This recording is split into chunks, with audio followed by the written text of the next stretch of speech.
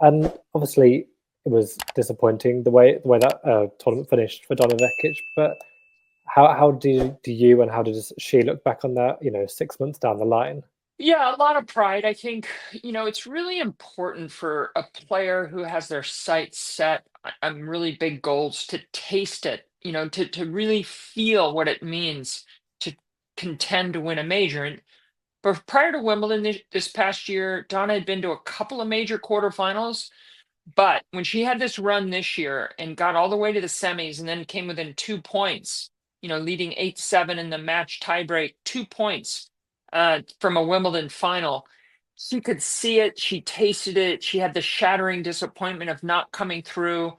She knew that physically, towards the end of that, what many people are saying was the best semifinal in the history of Wimbledon on the women's side, and one of the best major semifinals ever, that she just came up short a little bit physically and mentally. So, but these are things that you can continue to work on when you're in your late 20s, early 30s, especially with all the great examples of how many champions have still been able to have their best results into their 30s.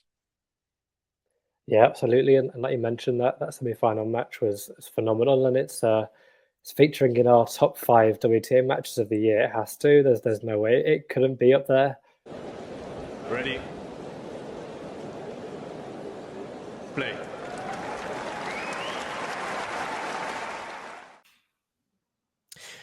Good afternoon, good evening, good morning, or happy end of year, end of tennis season, and whatever festive season in whichever way you wish to celebrate it.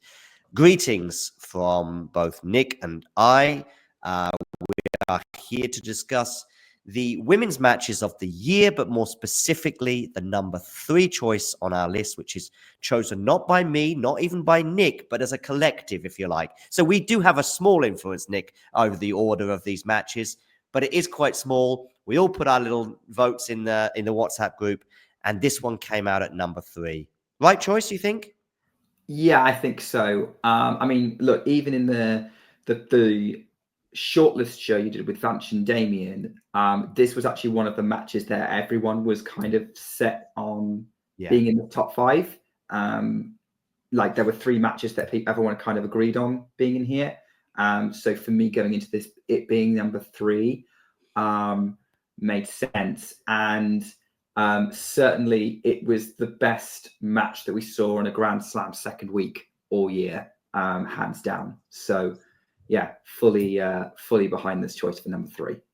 Yeah, me too. And even more so, having just sort of gone through the match with you off air and seeing the ebbs and the flows and the twists and the turns, of which there were many. And of course, it went on to become a historic match lasting 2 hours and 51 minutes. Am I right? Something like that. I think that's obviously what it says on the YouTube video. Yeah. But also the Guardian reported it as 2 hours and 51 minutes as well, which made it, am I right in saying it made it the longest? Yeah, 1 minute longer than Serena Williams' 2009 epic against Elena Dementieva. Which, goes down in history as being like one of the best matches at Wimbledon, period. I think let's see how long this one takes to kind of settle in the psyche, but it was certainly the best match of Wimbledon, men's or women's, by far. I think the Grand Slams probably over the course of the year were a little bit short, possibly on both sides of the tour, but I'm thinking of the women's right now in terms of the finals. Maybe they weren't so amazing. The Wimbledon final was intriguing, I thought, but didn't really come into consideration for our matches of the year, especially in terms of quality. The rest, I think, were all straight sets, affairs.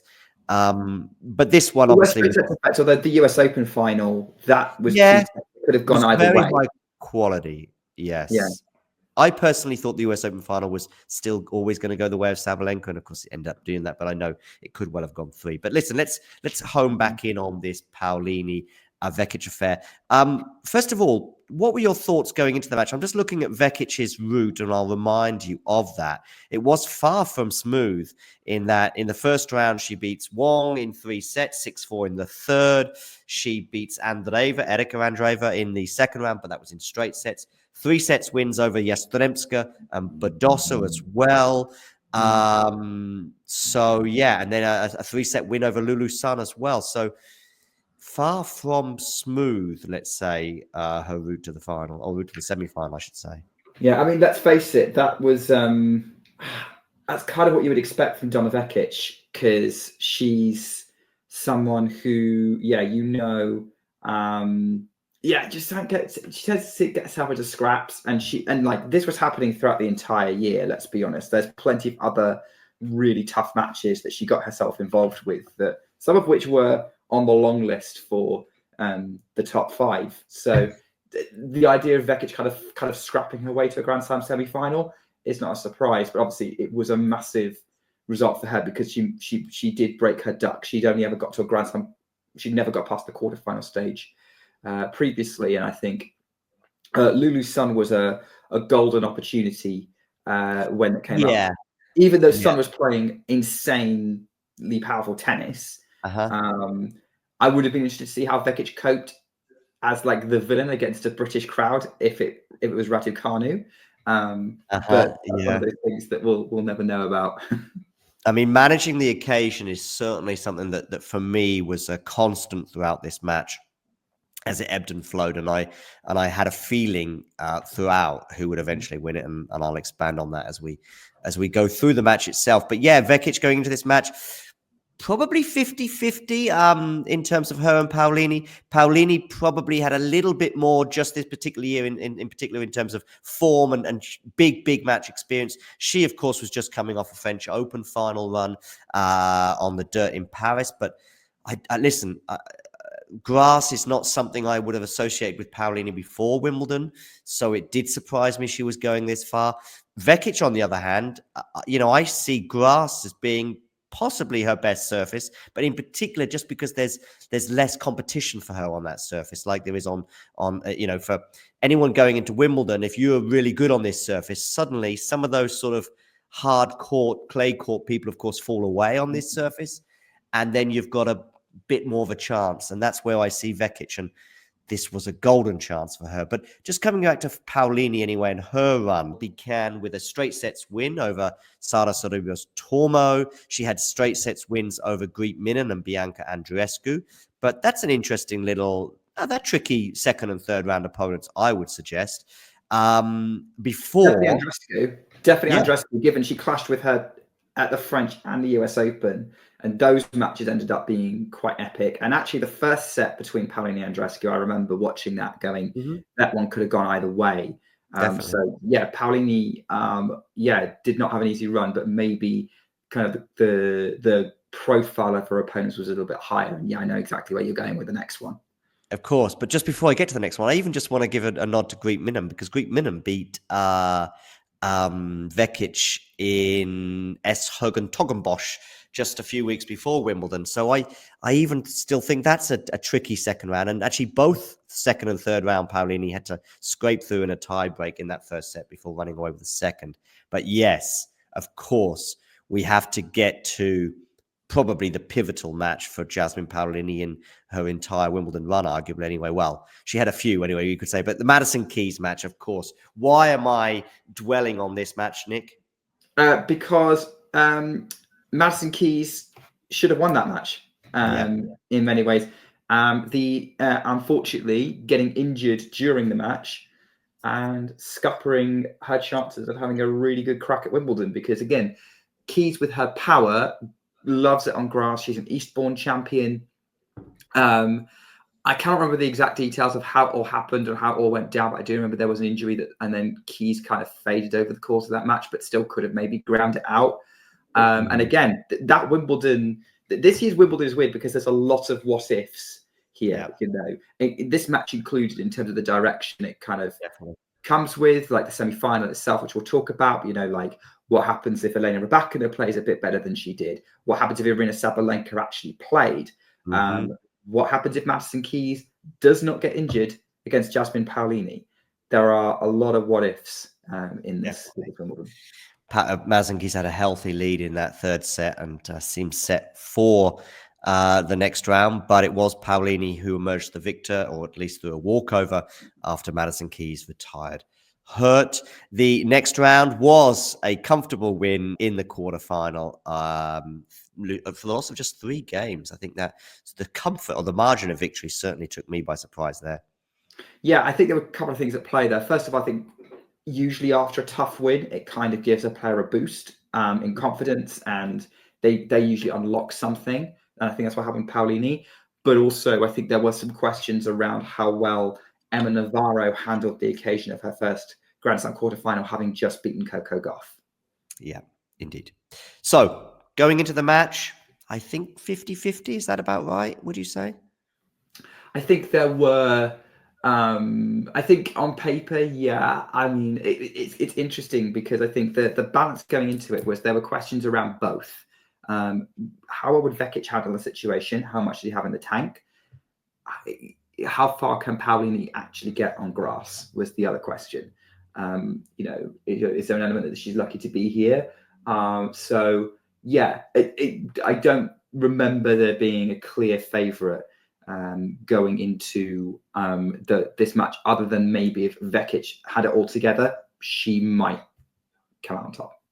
Yeah, Paolini, of course, was in the midst of just an epic year that ended up seeing her make the WTA Tour Finals eventually, which shows you just how good her year was. Of course, she got the 1000 title in Dubai. She made the French Open final, and of course here making the Wimbledon semi-final to play. Lifting the Billie Jean King Cup with Italy. Yeah, indeed. Yeah, go one better than she did last year, where she just got to the final, took Italy to the final, carried Italy to the final, whatever the expression is. Let's get into the nuts and bolts of the match. Vekic in that first set. Tell me what you thought of how she was playing, because she won it 6-2. Yeah, Paolini wasn't that bad, but like Vekic, everything was just clicking for Vekic in that first set, and she was taking opportunities. She was hitting winners. She was able to keep Paolini pushed back, and was all over Paolini's second serve on the return. There didn't seem to be much sign of nerves or anything like that.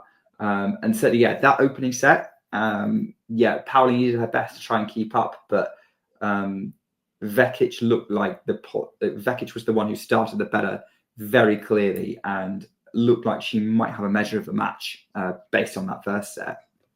And 6-2, the scoreline does do it justice in the fact that there was a big difference for me between the two players. Big shot making, as you said, from Vekic, but I also saw some nice deft touches from her at the net. That nice, perfect combination that just works so well on grass when you're hitting big and playing aggressively, but every now and again just bringing off that nicely silky smooth touches that you need to win tennis points on a grass court.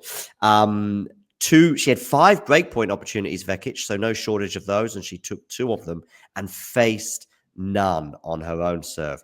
Also, Jasmine Paolini was being punished, particularly on her own second serve, winning just 29% of her points. Another funny fact as well is that Vekic won all of her net points, whereas Paolini just won 1 out of 6 on her approaches to the net. And yeah, the more aggressive player and the clearly better player in that first set was rewarded with a 6-2 scoreline. Yeah. And it looked like that Donna Vekic would continue that going into the second set, because she had breakpoint opportunity. She had 3 breakpoint opportunities. Yep. The whole set, and had another chance to maybe create one later on. And like, she was in on every single Paolini service game, and she wasn't going away, but there was a sense that from the start of the second set that Paolini had now settled into the match, and she was finding ways to combat Vekic, make the rallies competitive, using her own deft touch to kind of get herself into it. And suddenly the match became very, very competitive. Pretty much every game in that second set went to at least 30 all. And that's when we knew that something was potentially going to kick off there. But Vekic just seemed to have that edge, and she was more throughout it, like creating the more chances to break. And Paolini was just trying to make this as much of a fight as possible. Indeed. I think Vekic's level was still very good in that second set. Paolini, I think, had upped her game a bit and certainly was settling into the match and, fighting a lot better, I would suggest, and making it much more competitive. But as you highlighted, 3 break points for Vekic did come and go during this set, including one early on at 30-40. There was also at 1-1, as you highlighted, there was also a 4-4 game. So now we're in really dangerous territory for Jasmine Paolini because it's 4-4. She cannot put one foot wrong here or she loses the match. And in fact, at 4-4, 15-all, Vekic dominates the rally and has an extremely easy smash. When people talk about 9 times out of 10, this is not a 9 out of 10. This is a 99 out of 100. This is not a smash from deep on the court. She's basically on top of the net. Somehow, she smashes it out of the court by some distance, much to the relief of Paolini, who then obviously gets 30-15 and does go on to hold serve. But who knows? If she makes that and suddenly Paolini's at 15-30 on her serve, who knows how that match or that game and the match could have panned out. Wouldn't have been on our matches of the year, I don't think, if she takes that break there and ends up serving it out. That's for sure. But then what happens is Paolini holds 5-4, and now the pressure very quickly is back on Vekic, right? Very quickly back on Vekic. But what I have to say is this is, I think, a very indicative of the way the second set was going. Because as you say, Paolini's level went up. She grew into this match, and that final game of the second set, 4-5, Vekic serving. Vekic gets off to a decent start with a big serve, but Paolini's returning. She found a way to get all over Vekic's serve and push Vekic back on the return. Suddenly, Paolini's taking the initiative here. People underrate Paolini's ability on the ball strike. I think it's because it's not the biggest. That's probably why, but actually her ability to still create pace and push opponents back using angles, using depth. And yeah, she used it very effectively on the return here. And suddenly Vekic is on the back foot. She's making errors in that last game. And yeah, as encapsulated by what ended up being the decisive set point, as up the line return, Vekic pushed back, puts it in the net. Paolini is it wins the second set, and suddenly we have a real match on our hands. Yeah, I mean, as I said before, we went and clicked record on this video. It was sort of almost from nowhere. I mean, as I say, she was very competitive in this set, but it did seem to me to be heading towards a tie break, and then you never know. But she grabs that opportunity and forces a third set, much to the chagrin of Vekic. So now, though, again, Vekic really, if Vekic was the comfortably better player in the first set, second set, maybe you could say was 50-50. Third set, we're seeing a bit closer to the first set pattern in terms of Vekic again is applying pressure on the Paolini serves, goes up a break 3-1, but Paolini comes back again. She does. She does, and not once but twice. Right. So yeah, because Vekic was then serving at 4-3. They got it to 3-3. Vekic breaks. Another strong Paolini return. Maybe a few more nerves coming to play for Donna Vekic. And so it's back to 4-4 in the third. I think what I am impressed with, though, here is Vekic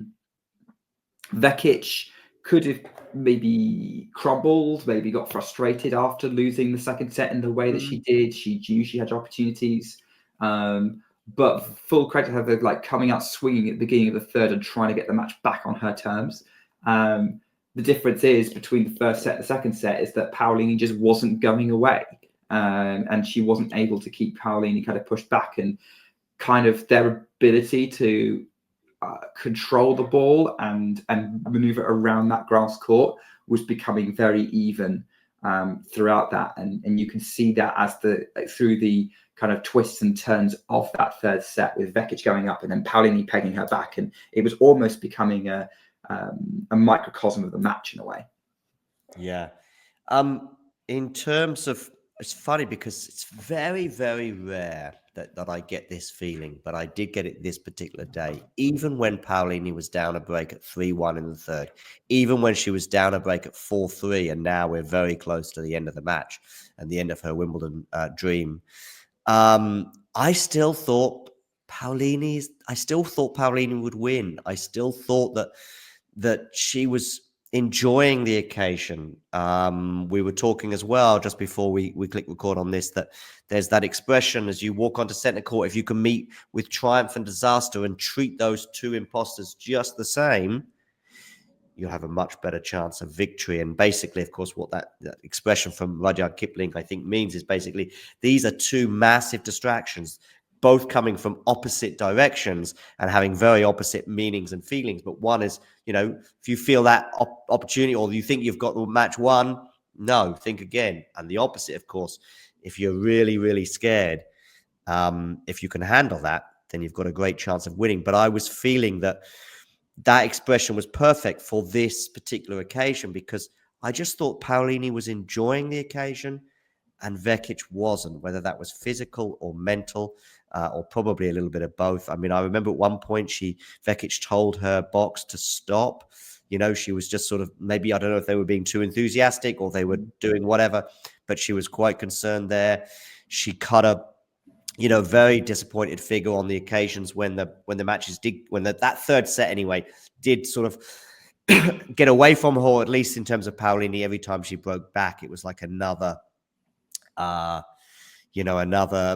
if you like, another skin from Vekic that made it much more difficult for her to recover from. And she didn't seem to be enjoying the occasion. Now, that's not to say that she couldn't go on to win it and Paolini might lose, but I just felt even if Paolini loses, she'll be extremely disappointed, but she'll dust herself down and get on with things. But Vekic was difficult to watch at times, right? Yeah, I mean, I remember thinking that at the time, that like a lot of people saying at the time that Vekic looks kind of done, whether that's mental or physical. I think Vekic probably wears that heart on her sleeve a little bit, and what she's showed this year time and again is, despite maybe how she's feeling, she will give her all towards it. But yeah, I agree with you that the momentum was shifting towards Paolini. There was that sense that, yeah, she seems to have a handle on Vekic at this point. She's got, obviously, like, at this point, she was a high-ranked player. She got this recent Grand Slam final experience.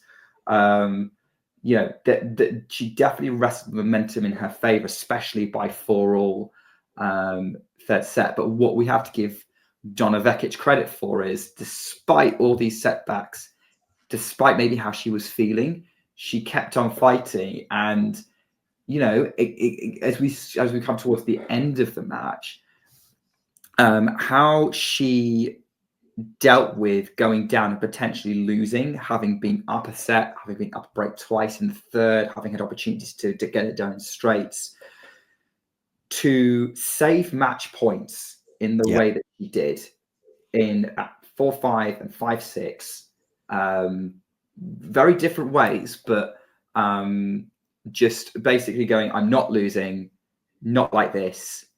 This is going to be a fight. I'm going to make this, you're going to have to really beat me today. Yeah.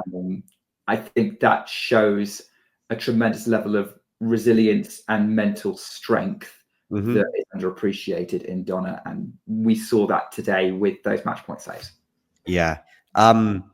Those match point saves, as you said, were sort of saved in different manners, but still incredibly so. One was at 30-40, at 4-5, I think, wasn't it? Yeah. And that was a match point save with was that the one with the unreturned serve? Yes, that was the unreturned serve. Yeah, it was a really good serve. It clips the line. Paolini gets a racket on it, but can only steer it into the tram line. And I thought that she could have got that in. I thought, I'm not saying it would have been quite short, and Vekic could have finished it off. Yeah, agreed.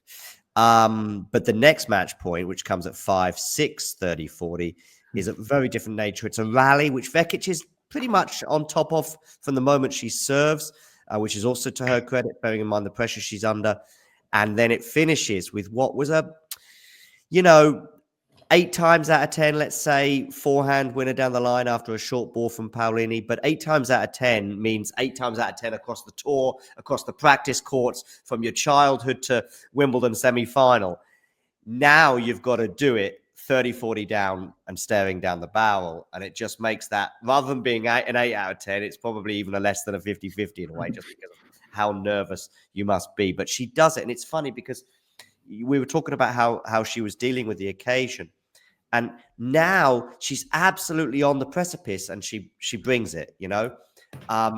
Before, she sort of had those advantages and seeing them slip away must have hurt her so much.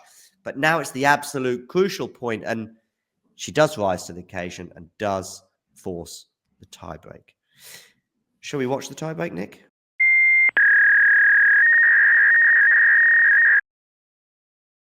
Yeah, sure. Let's get it going. I'm getting it up now. So where are you at, John, on your video? 2 hours, 38 and 46 seconds. Okay. I'm on 2 hours, 38:54. So. All right, let me get to 54. Yeah, I'm going to get to 54. Okay, I'm at 54. Shall we go? Ready? 3, 2, 1, play. Cool. Doesn't matter if we're half a second apart. Yeah. We've dealt with far bigger differentials in our live viewing over the last couple of years, that's for sure. I'm seeing Paolini go up and down. She's just readying herself for this tiebreak. I remember watching this, doing a live watch along for this. Think with James, from memory. I would have been at work during this, so yeah. Yeah, but I did go into it quite confident that Paolini would. As I said, even when she was down a break on the 2 occasions. Oh, you lucky Jasmine Paolini. I do not remember that net cord. I'm seeing it now. Yeah, that's the net cord. Oh, yeah. I'm going to press pause, so we're a bit closer. Great start. Yeah.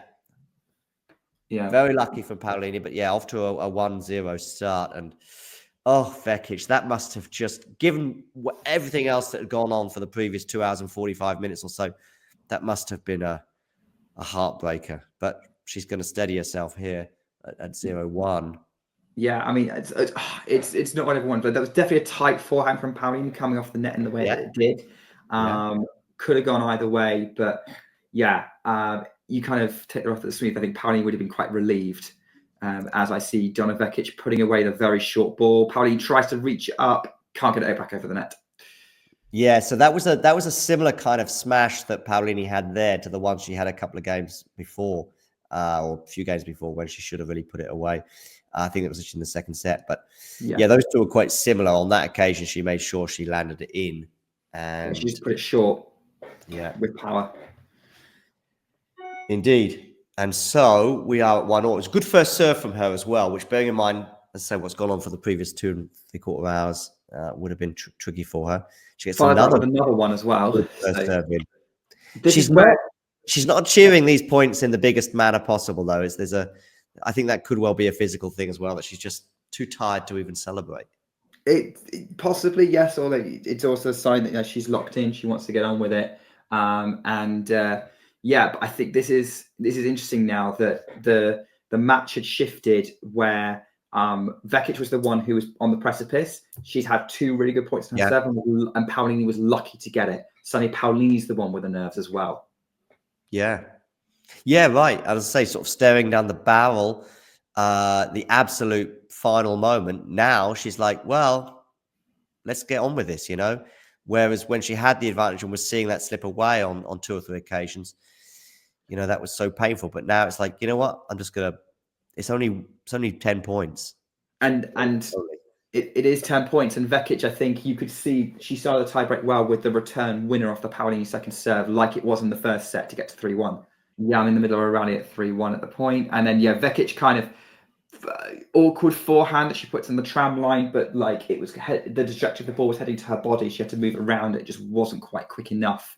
She just wasn't able to do that extra step, which keeps Paolini from going down a double break in that deciding tiebreak. And yeah, again, microscope of the match. Vekic had the tools to take control. Paolini wasn't giving up. Yeah. But still the mini break advantage for Vekic at 3-2. The forehand. Oh, that was a tight forehand. The mini break in the 10-point tie break is worth earlier on. It's worth a lot less. Yeah. If you get a mini break after 5-5, then it becomes critical. But before 5-5, there. But so it would. She would know that. She would be able to reset after that. But yes, that early advantage was gone pretty quick. Indeed. From 3-1, it becomes 3-all. So again, another little lead. But as you say, when you're going to 10 rather than 7, you're not quite so close to the finish line as you would normally be. And yeah, 3-all at the change of ends, which sums up certainly the second set and probably the third as well, in terms of just how close it was. But if Vekic could remind herself of the fact that, look, although sets 2 and 3 were close, there's a case to say that she was the better player in both and the first set. So over the course of the match, she has been the better player, but that's probably what makes it all the more painful that she's now in this situation. Paolini goes long there with a forehand, and so Vekic does restore her slight advantage at 4-3, albeit they're on serve. And you can see that at this point, like, the tension and frustration is getting to Paolini as well. She's expressing it. Yeah. She's expressing it too. At this point, it's a knife edge match. Both players are feeling it, and for the first time, I think, behind it. For the first time, maybe the whole tournament, but certainly this match, you are just seeing Paolini look a bit anxious. Whereas whether she wins or loses, she often, has a smile on her face. But yeah. And it's at this point that, like, those of us watching, people in center court, people at home, were like realizing there was something special going on. This is where tennis really comes alive, with this sort of, everyone is nervous. Nobody knows which way this is going to go. It's effectively sudden death for a Wimbledon final. That serve from Paolini, which I guess landed in, certainly got a funny look from Vekic and even a funny look from me, in that it didn't kind of look like it landed in, but we are going to see the replay. I'm guessing it's like millimeters in. Yeah, indeed. Yeah, millimeters. Yeah, and this is, again, what's making it special. That, like, both of them are really going for it. That the margins are just so fine, whether that's nerves or whether they're just playing the best they can in that situation. And, suddenly we've got a serve that clips the line, a let court, and those kind of things are going to be what swings a match in someone's favor in the end sometimes. Yes, indeed. Yeah. So Paolini now leading 5-4, albeit they are on serve, but I think it's the first time maybe she has an advantage in this tiebreak. Certainly quite an important moment as we sort of at the midpoint of it. 5-all though, Vekic there. Good serve +1 from her. And again, the Vekic, all things being equal, on a grass court, that serve that Vekic has is better than Paolini's, both first and second, and should give her an advantage, and certainly did so there. It does, but then we are one of the reasons why Paolini has had a great year is she is showing the quality of her return of serve. Indeed. And at the minute, the way tennis is, the return of serve is possibly the most important shot right now and getting you to the top. And despite, of course, being in front for large portions of the match, Vekic, it wasn't her who had match points. It was Paolini. But right now, she's leading 6-5 in the tiebreak and is 4 points away from her first ever Wimbledon final. First ever Grand Slam final as well. Yeah, and obviously, there's going to be a lot of questions about it, because obviously last year, Vekic was talked about as one of the title favourites. Before losing to Vondrousova. Yeah. Listen, that's 6-5 point though. I mean, every point is going to be so important right now. And that 6-5 point, good striking from both players, really good depth from Vekic in particular. Paolini putting a bit of height on that. And eventually it's Vekic who just tries to change direction, as so often is the case. They're going over the high part of the net and it doesn't work, and it's 6-all at the change of ends. But she's not gone away, Vekic, anyway, as we've sort of touched on a couple of times already, because she so easily could have done, No, absolutely. We talked about it, like, everything's saying that she should win this, and yet she's not, and she could fade, and she's not. Although it is interesting, again, with those fine margins, we talk about things slightly working out for Paolini. Again, those fine margins not quite working out for Vekic. Maybe if she hit that backhand slightly differently, it'd have gone over the net, and that rally would have gone a little bit longer. Who knows what happened from that point? Yeah. So 6-all, both players now, of course, just 4 points away from a place in the final. Now, that's a second serve that Vekic will feel like she should have punished, but I think she erred there with that drop shot. It certainly wasn't super well executed, and Paolini punished it. Yeah, had a lot of height, and then, no chance of controlling that volley, really, Vekic. But that was another point as well. Vekic second serve, she does pretty well on it, gets herself into a sort of, up in the rally, especially bearing in mind she's the returner. But yeah, it is interesting rewatching this tiebreak in retrospect, because at the time we were like, well, we don't know how important that was going to be, whether how much of an impact that would end up having. And watching it back now, knowing how everything worked out, it's interesting seeing these small moments that create a tapestry of how the match played out.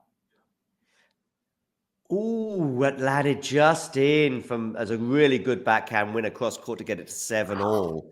Given how she was in trouble, but Vekic kind of, again, pulling herself back into it, similar way to how she saved those match points. Like, she was behind in that rally. Paolini was moving her around like a ball on a string.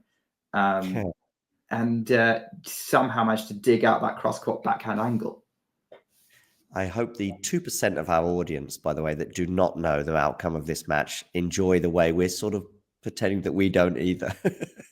By the way, if this is one of our first videos on Talking Tennis you're coming across, you will definitely enjoy the live commentaries we do. Yeah, right, exactly, where we do just this. And now Vekic. So this is why we're also doing this, because it also helps us with our research, Nick. I didn't remember. I knew the tiebreak was close, but I didn't realize that Vekic got to 8-7. Now, of course, it's still on serve, but even that 1 point advantage when we're so close to the finish line is huge. She is 2 points away from winning the match.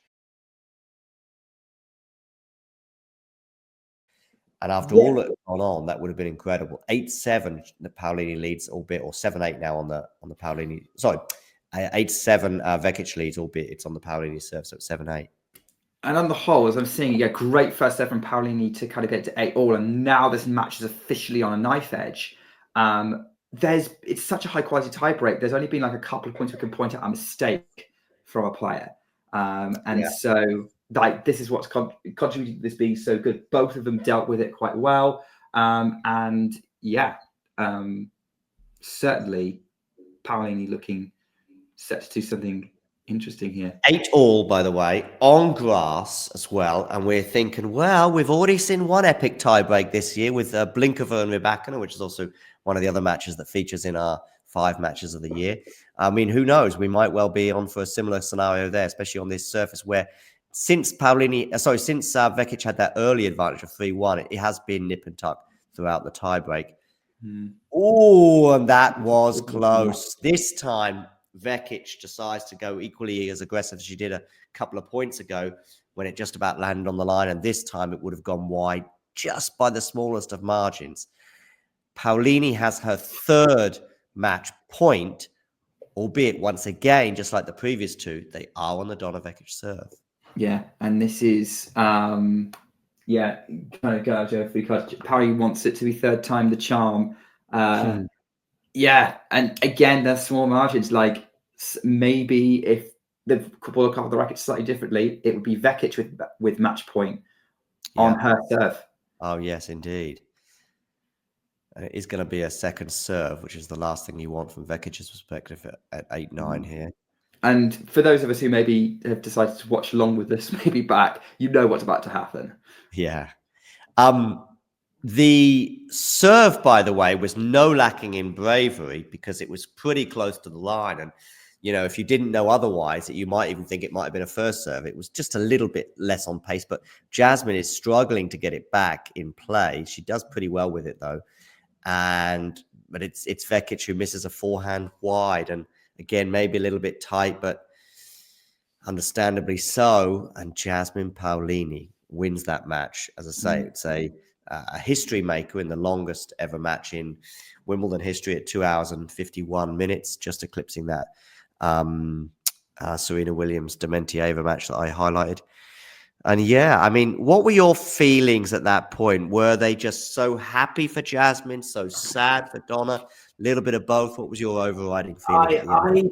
At the time, I was just going, wow, what a great match. What a Wimbledon semi-final. Like, the fact that I could tell how good it was from just sort of cursory glances at my TV screen was, at the time, it was something special. And by the end of it, it was must-watch tennis. and I felt like I'd just seen must-watch tennis. Yeah, I was kind of sitting there going, great for Paolini, who I think I remember thinking, like, who would have thought before this year that Paolini would make 2 Grand Slam finals back to back, and that this would be what would happen to her this year, and great for her. It was a huge opportunity for both. I think interesting when we've watched it back, I forgot how close Vekic got. And maybe, yeah, Vekic, I think that kind of exemplifies Vekic's year in some ways, of getting so close but just falling short of some really big results. Do you think Donna still maybe sort of has nightmares about this match? I don't think so, because it didn't seem to affect the rest of her year.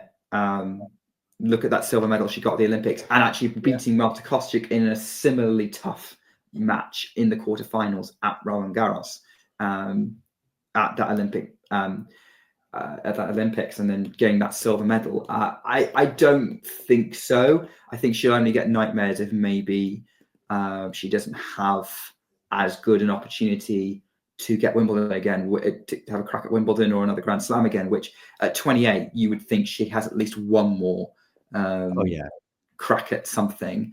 So, and as you said, she's a great grass court player, so I don't see why not. But yeah, Paolini, I was very impressed by the way she kind of held on and refused to go away during that match, and really wrestled it into her control. Although Banker said that tiebreak literally could have gone either way.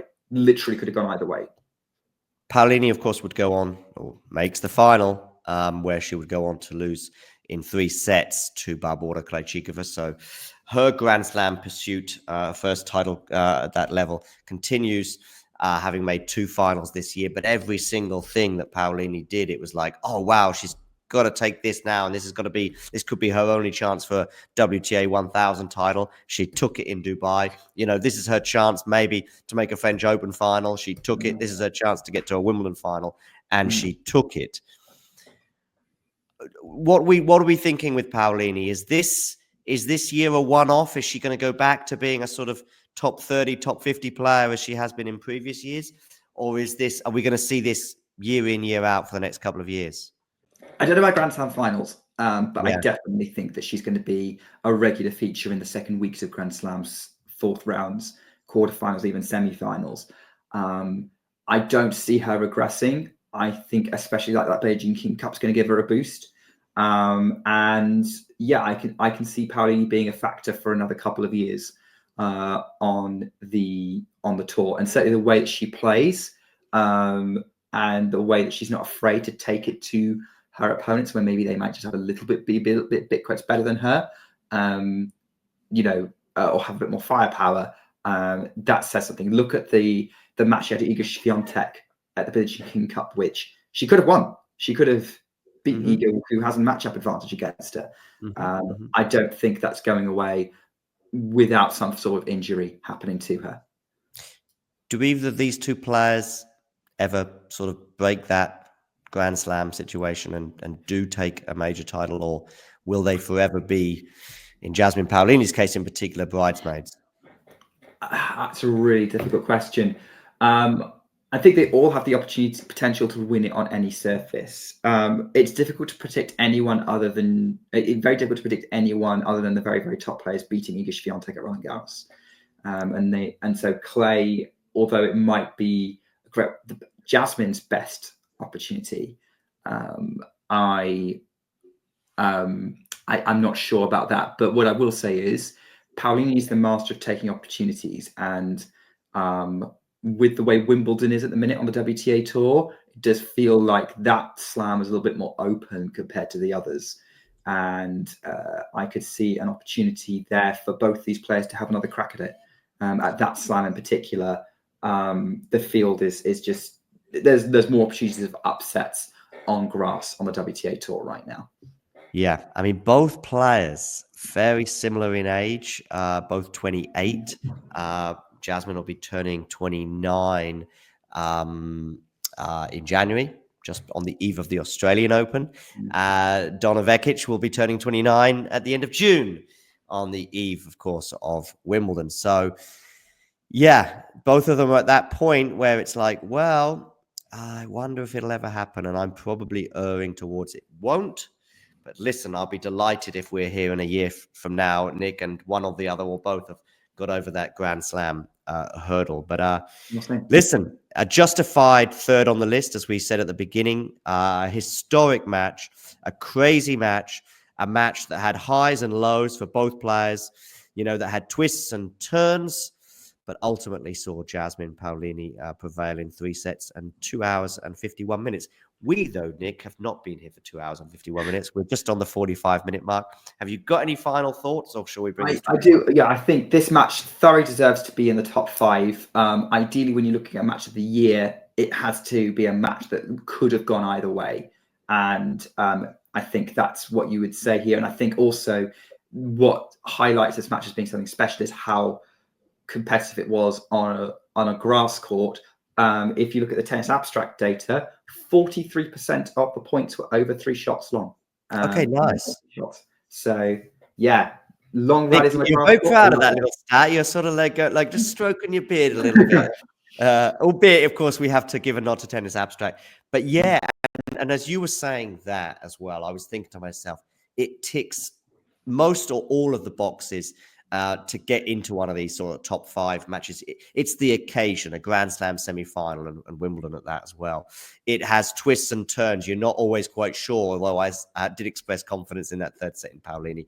But you still wouldn't be surprised if Vekic goes on. It had the sort of advantage that then disappeared. You had, I think, 2 of the 3 sets anyway were extremely high quality from both players. You had a bit of pain, you had a bit of fun, you had a few tears, you had a few net cords, you had some match point saves, and then ultimately you had Jasmine Paolini reaching the final. Nick, big thanks. We'll be seeing you again at some point, somewhere, somehow, soon. But to the rest of you, thanks for joining. Make sure you hit that like button, make sure you subscribe. Check us out on all the socials, and we'll be speaking to you all very, very soon. Oh, Nick, do you want to do your little phrase, or? Sure. Well, thanks everyone for watching. I'll speak to you again soon. In the meantime, take care. Keep talking tennis.